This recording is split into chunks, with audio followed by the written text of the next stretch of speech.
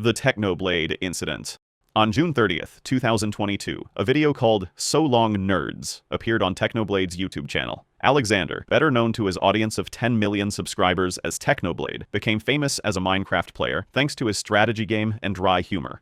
But this video felt different, and fans immediately sensed something was wrong. In the video, whose voiceover belonged to his father, it was announced that Alexander died at the age of 23 after an 8-month battle with stage 4 sarcoma. The first symptoms appeared in July 2021, pain in the right arm. Initially, this was attributed to overexertion from long gaming sessions, but the unpleasant sensations did not go away, and a medical examination revealed a malignant tumor.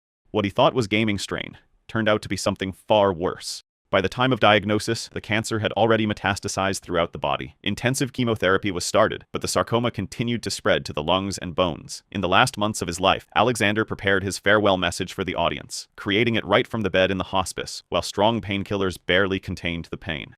Even as his body failed, he kept creating for his fans. Alexander's father later said that, in recent days, the disease has deprived him of the ability to move and almost completely disrupted speech, affecting the central nervous system. Breathing became more and more difficult, and being close to his family, Alexander finally succumbed to cancer, which gradually destroyed his body from the inside out. His voice was fading, but his message was louder than ever.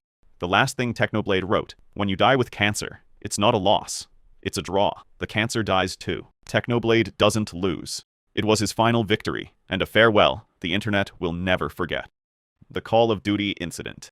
On October 13, 2008, 15-year-old Brandon Crisp from Barrie, Ontario, had a fight with his parents over Call of Duty 4 Modern Warfare. His parents, concerned about the amount of time he spent playing games, took his Xbox 360 away from him.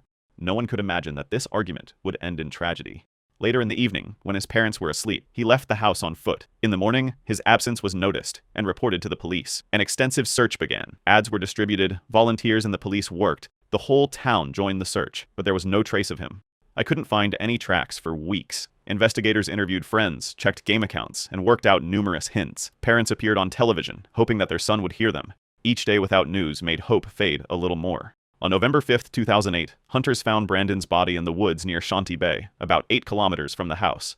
He'd been missing for 3 weeks, and found heartbreakingly close to home. An autopsy determined that Brandon died of hypothermia. Investigators assumed that he got lost in the woods and couldn't find his way home after spending the night in the cold.